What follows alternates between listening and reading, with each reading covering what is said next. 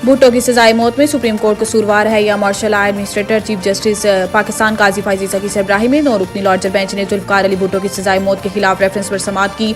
Bench में justice Sardar Tariq Masood, justice Mansoor Ali Shah, justice Yahya Afridi, justice Aminuddin Khan, justice Jamal Mandokhail, justice Mohammad Ali Mazhar, justice Hasan Azhar Rizvi और justice Musarrat हलाली शामिल थे।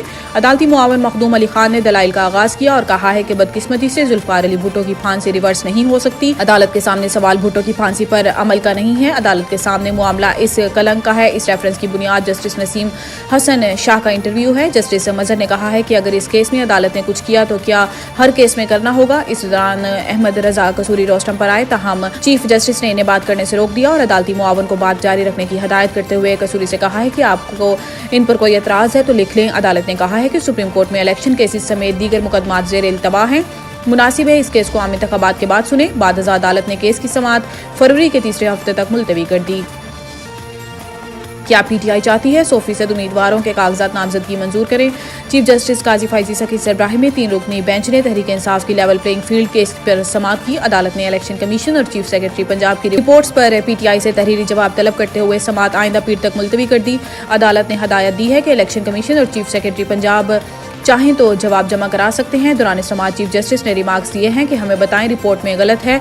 चीफ सेक्रेटरी पंजाब के तहरीरी जवाबात में अगर कोई गलत बयानी की गई है तो हमें तहरीरी तौर पर बताएं। जबानी बात ना करें, जुमलेबाजी ना करें, बताएं आपके लिए क्या ऑर्डर जारी करें। अगर मुल्क के किसी इदारे पर एतमाद नहीं तो बताएं, हम हुक्म देते हैं।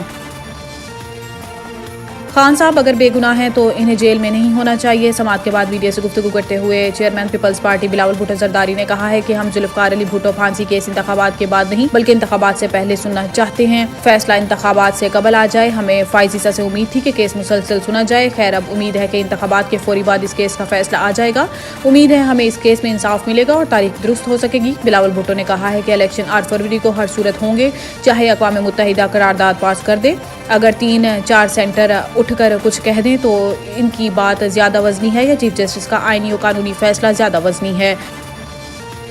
दहशतगर्द कभी भी अपने मजमूम मकासद में कामयाब नहीं होंगे, वज़ीर आज़म का बयान। निगरान वज़ीर आज़म ने दहशतगर्द हमले में शहीद होने वाले पुलिस एहलकारों को दुआ दी और इनके अहल खाना से इजहार ताज़ियत की। इन्होंने हमले में ज़ख्मी होने वालों की जल्द सेहतयाबी की दुआ की और इन्हें हर मुमकिन तिब्बी इमदाद फराहम करने की हदायत भी की। अपने बयान में निगरान वज़ीर आज़म ने कहा है कि पूरी कौम सिक्योरिटी एहलकारों और पोलियो वर्कर्स को सलाम पेश करती है।